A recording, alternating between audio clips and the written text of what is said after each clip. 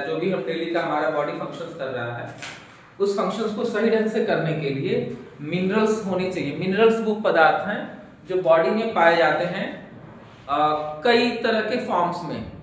जैसे पहले तो देख लेते हैं कि मिनरल्स क्या है। तो मिनरल्स एक इनऑर्गेनिक एलिमेंट है जो कि स्मॉल अमाउंट में चाहिए होता है नॉर्मल बॉडी का फंक्शन करने के लिए, यानी कि नॉर्मली बॉडी का कोई फंक्शन करना है तो कम से कम आपको डेली कुछ अमाउंट में आपके बॉडी में ये चाहिए ही चाहिए। बहुत कम अमाउंट में चाहिए होता है लेकिन डेली चाहिए होता है।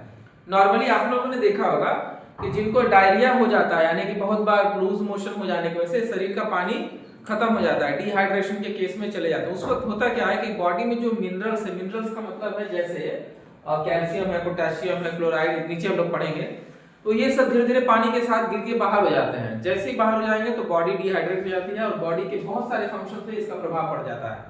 तो यानी कि मिनरल्स वो पदार्थ हैं जो बॉडी के नॉर्मल फंक्शंस को चलाने के लिए मिनिमम चाहिए होते हैं डेली लाइफ में, एकदम डेली में। चलिए देखते हैं कि क्या क्या ऐसे होंगे। अगर जो क्लासिफिकेशन के हिसाब से देखा जाए तो मेजर यानी कि माइक्रो, बड़ा अमाउंट में क्या क्या चाहिए, यानी कि 100 मोर देन 100 ग्राम पर डे के हिसाब से चाहिए होगा। जैसे में क्या क्या चाहिए होता है, पहला क्या है कैल्शियम, उसके बाद फास्फोरस, सोडियम, पोटेशियम, क्लोराइड और मैग्नीशियम। ये सब क्या है, तो ये सब के सब क्लास 1 के यानी कि क्लासिफाइड 1 के टाइप के मिनरल्स हैं जो ज्यादा अमाउंट में पाए। कितने अमाउंट में होना चाहिए, कम से कम ये मोर देन 100। ये सिंबल बताता है कि मोर देन मिलीग्राम, 100 मिलीग्राम से एक दिन में इसको चाहिए होता है, ठीक है।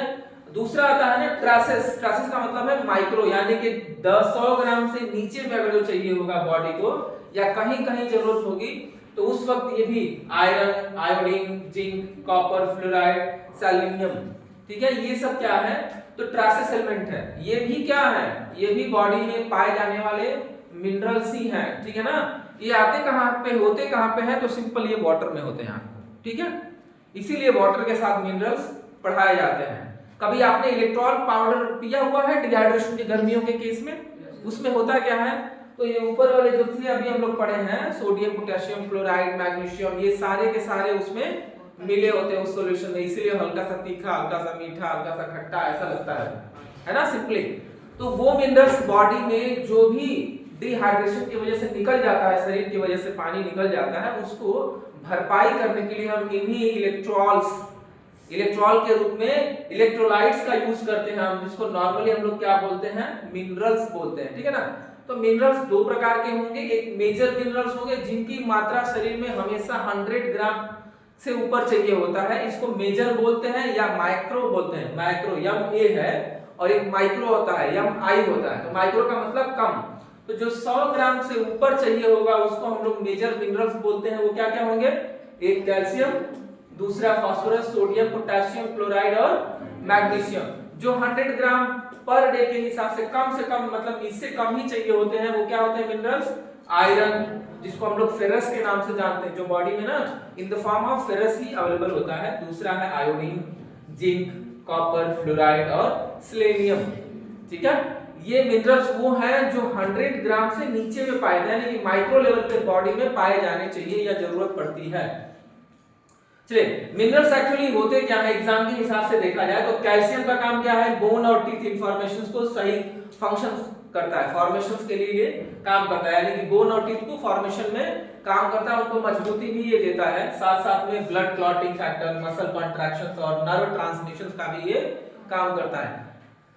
क्या है कैल्शियम का काम, बोन और टीथ को बढ़िया से फॉर्मेशन करने में काम करेगा, ब्लड क्लॉटिंग फैक्टर में काम करता है, मसल्स कॉन्ट्रैक्शन और नर्व ट्रांसमिशन में भी काम करता है। इसका नॉर्मल जो सीरम के हिसाब से, जब इसको टेस्ट लगाते हैं तो सीरम से लगाते हैं, इसलिए क्या लिखा है कि नॉर्मल सीरम से लगाया गया टेस्ट में इसका नॉर्मल वैल्यू कितना होगा, 8.5 से लेकर 10.5 मिलीग्राम पर डीएल, ठीक है ना, पर डाइल्यूशन उसको बोलते हैं। डिफिशियंसी अगर जो हो जाए कैल्शियम की तो क्या होगा, एक तो रिकेट्स, चिल्ड्रंस में ना हड्डी कमजोर होते हैं, रिकेट्स आ जाते हैं, ठीक है ना, हाथ और सिकुड़ जाते हैं। ऑस्टियोमाइलासिया एडल्ट्स में हो जाते हैं, घुटनों में दर्द या ऐसा हड्डियों का कमजोर हो जाना है, क्या बोलते हैं, ऑस्टियोमाइलासिया बोलते हैं, ठीक है। यानी कि कैल्शियम क्या क्या काम करता है और इसकी कमी हो जाए तो क्या होगा, कमी का मतलब क्या है, इससे कम हो जाना, 8.5 से नीचे हो जाए तो कमी माना जाएगा ना। तो नॉर्मल वैल्यू आप लोग नोट कर लीजिएगा, ये जो नॉर्मल वैल्यू है हमेशा जब आप कॉपी में या प्रैक्टिकल फाइल में नोट करेंगे तो ऐसे उसको बॉक्स बना लीजिएगा, ठीक है। इससे क्या होता है कि कैल्शियम का नॉर्मल वैल्यू पूरा ढूंढने में आसानी रहेगी। कैल्शियम गए और आपने जो बॉक्स बनाया होगा इजीली आपको मिल जाएगा। तो ध्यान रहे कैल्शियम की जो नॉर्मल वैल्यू होती है 8.5 से लेके 10.5 mg/dl के हिसाब से होगी। अब इससे बढ़ जाए तो भी बीमारी है और इससे घट जाए तो भी बीमारी है। अगर जो इस लेवल से घट जाती है यानी कि डिफिशियंसी हो जाती है तो क्या बीमारी हो सकता है? रिकेट्स चिल्ड्रन में और एडल्ट्स में ऑस्टियोब्लेसिया हो जाता है। दूसरा है फास्फोरस।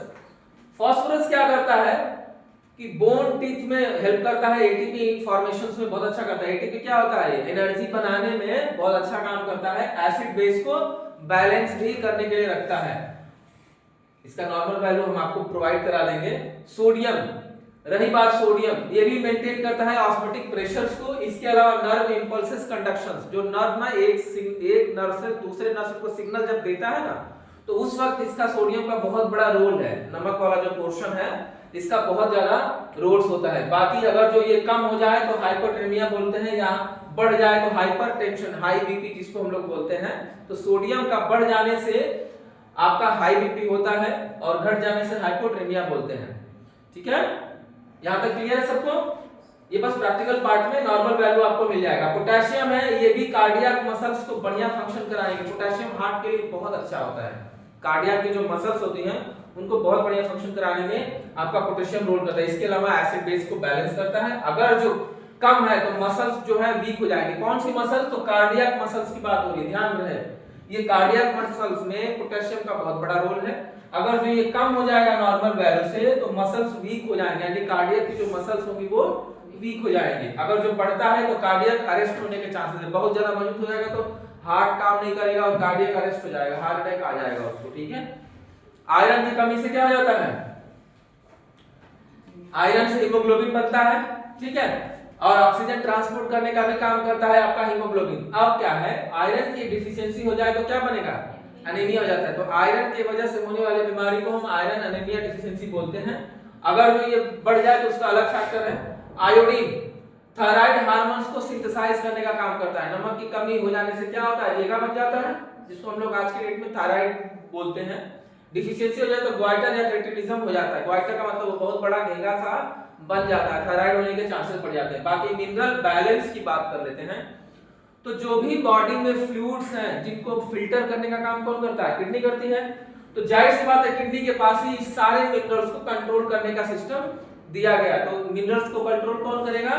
किडनी करती है। Regulated by the hormones. उस हार्मोन्स का नाम क्या है? पीटीएच या एंडोस्टेरोन बोलते हैं, ठीक है ना। दो है इसके हार्मोन्स जो किडनी द्वारा रिलीज किए जाते हैं। ये दो हार्मोन्स को ये रेगुलेट करने का भी काम करते हैं, सारे के सारे हार्मोन्स, ठीक है। क्लिनिकली इंपॉर्टेंट क्या है हार्मोन्स का? तो इलेक्ट्रोलाइट इंबैलेंस होने से इमरजेंसी कंडीशंस आ सकती है। कॉमन टेस्ट हम लोग कराते हैं, सीरम सोडियम, पोटेशियम और कैल्शियम। तो बेसिकली जिस व्यक्ति को डिहाइड्रेशन हो जाए बहुत ज्यादा, तो डिहाइड्रेशन होने का मतलब है कि इलेक्ट्रोलाइट का इंबैलेंस हो जाना, है ना। इसमें से कोई वैल्यू बढ़ जाएगा तो कोई घट जाएगा, कोई बढ़ जाएगा तो कोई घट जाएगा, ऐसा हो सकता है। तो अगर जो ऐसे कंडीशन, तो ये सीरियस कंडीशंस हो जाता है। इसको बैलेंस करने के लिए हम लोग इलेक्ट्रोलाइट पाउडर लेते हैं, ठीक है। इलेक्ट्रोलाइट पाउडर इस सैचेट में आता है, आप लोग देखे होंगे। सैचेट पाउच आता है ना इलेक्ट्रोल पाउडर, जिसको हम लोग बोलते हैं, ठीक है। बाकी जो है देखिए सिंपल आप याद रखिएगा, ये जो 5 मेजर मिनरल्स हैं जो बॉडी में कम से कम 100 ग्राम से ऊपर डेली चाहिए होते हैं नॉर्मल फंक्शन कराने के लिए। उसमें क्या क्या आते हैं आपने देखा अभी? सोडियम, पोटेशियम, कैल्शियम, उसके बाद क्लोराइड, फास्फोरस और मैग्नीशियम, ठीक है। बाकी अब कुछ है नहीं इसमें ज्यादा कुछ, ये छोटे छोटे आंसर्स हैं, देख लेते हैं एक बार कि what is the main function of water. तो वाटर एक सॉल्वेंट की तरह यूज करता है और ट्रांसपोर्ट मीडिया है। Name the major minerals, calcium, phosphorus, sodium, potassium और भी हैं, ठीक है।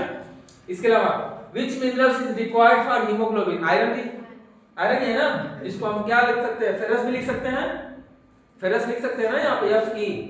दूसरा है नॉर्मल सीरम कैल्शियम लेवल कितना होना चाहिए? 8.5 से लेके 10.5 तक होना चाहिए। डिफिशियंसी आयोडीन की वजह से हो जाएगा तो क्या हो जाएगा? वाइटर होने के चांसेस हैं। और क्या हो जाता है? बड़ा जल्दी आप लोग भूल जाते हैं, बाकी चलिए, वाटर बॉडी में टोटल 60% एडल्ट में होता है, 75% तक चाइल्ड में होता है। कैल्शियम मोस्ट अबंडेंट मिनरल है, मतलब कैल्शियम की जरूरत बॉडी में सबसे ज्यादा पाई जाती है। आयरन की डिफिशियंसी हो जाएगी तो एनीमिया हो जाएगा, ये वन लाइनर में है। और सोडियम कंट्रोल करता है फ्लूइड के बैलेंस को, वाटर बैलेंस को सोडियम जो है कि कंट्रोल करता है। बाकी ये सब क्वेश्चन आप देख लीजिएगा, ठीक है। वाटर क्या होता है, तो वाटर एक कलरलेस ऑर्डरलेस लिक्विड एसेंशियल होता है लाइफ के लिए। How much water is present in adult human body, 60%। Which age group has a maximum body, तो न्यू बॉर्न में कितना परसेंट होता है, 75% से ऊपर होता है ना, ठीक है। 75% से ऊपर कर दीजिएगा, आपको कहीं नहीं मिली तब। Name the two main body water compartment, एक इंट्रासेलुलर और एक्स्ट्रासेलुलर, एक सेल के अंदर वाला पानी और सेल के बाहर वाला पानी। परसेंटेज ऑफ इंट्रासेलुलर कितना होता है, 65%, और परसेंटेज ऑफ एक्स्ट्रा आपका 35%। नेम द कंपोनेंट एक्स्ट्रासेलुलर में कौन कौन से कंपोनेंट्स आते हैं। एक्स्ट्रासेलुलर में क्या होगा, प्लाज्मा आ जाएगा, इंटरस्टिशियल फ्लूइड्स आ जाएंगे जो उसके अंदर ही मौजूद होते हैं। Major function of water in a body act as a solvent and transport media, role of the water temperature regulates, water का बहुत सारा काम है, ठीक है ना। हम लोग कल डिस्कस किए थे, ये बॉडी के टेम्परेचर को मेंटेन करता है, बॉडी के वेस्ट को निकालने का काम करता है, और जितने भी हैं बॉडी में कोई टॉक्सिक होता है उसको डाइल्यूशन करने का भी काम करता है। Role of the water in temperature regulation में कैसे करेगा, तो स्वेटिंग और इवापोरेशंस के जरिए हमारे बॉडी का टेम्परेचर मेंटेन करता है। What is the metabolic of water, water form during the oxidation of nutrition, जैसे न्यूट्रिशन में ऑक्सीडेशन यानी कि ऑक्सीजन बनने लगेगा वैसे ही वाटर बन जाता है, ठीक है ना। ये क्लियर रखिएगा points. Source of water intake में आप ऐसा क्या क्या प्रोसेस अपनाएंगे जिससे आपको पानी मिल जाए। एक तो डायरेक्ट वाटर ड्रिंक कर लेंगे फूड के माध्यम से, और मेटाबॉलिज्म वाटर के जरिए में। Route of water loss, urine के रास्ते, स्वेट, फीसेस और रेस्पिरेशन के माध्यम से वाटर लॉस होने के चांसेस होते हैं। Define the dehydration, excess loss of body water, body का सबसे ज्यादा पानी अगर निकल जाए तो उसको हम लोग क्या बोलते हैं, डिहाइड्रेशन। ये आपका कंप्लीट है, यहीं से प्रैक्टिकल है। एक चीज और इसमें रह जा रहा है, वाटर का ही प्रॉपर्टी है डिस्टिल वाटर, ये आप लोग अभी नोट कर लीजिएगा, ठीक है। डिस्टिल वाटर क्या है, तो वो वाटर जिसके अंदर से सारे मिनरल्स निकाल दिए जाते हैं। Removal of all minerals from water bye processing, मतलब एक ऐसा प्रोसेस कर देंगे जिससे सारे मिनरल्स पानी के निकल जाएंगे, तो वो वाटर को क्या बोलेंगे हम लोग, डिस्टिल वाटर बोलते हैं, ठीक है ना। और डिस्टिल वाटर मेनली हम लोग लैबोरेटरीज में सबसे ज्यादा कोई वाटर हम लोग यूज करते हैं तो लैबोरेटरीज में यूज करते हैं, ठीक है। चलिए एक और चीज है इसमें, अभी रीजेंट क्या है।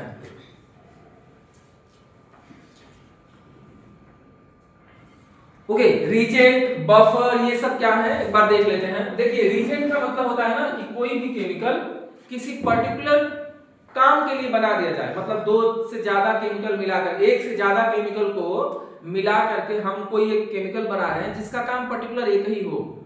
जैसे पीलिया चेक करना है ना, बिलिरुबिन टेस्ट करना है, तो बिलिरुबिन के लिए अलग से एक रीजेंट बनेगा।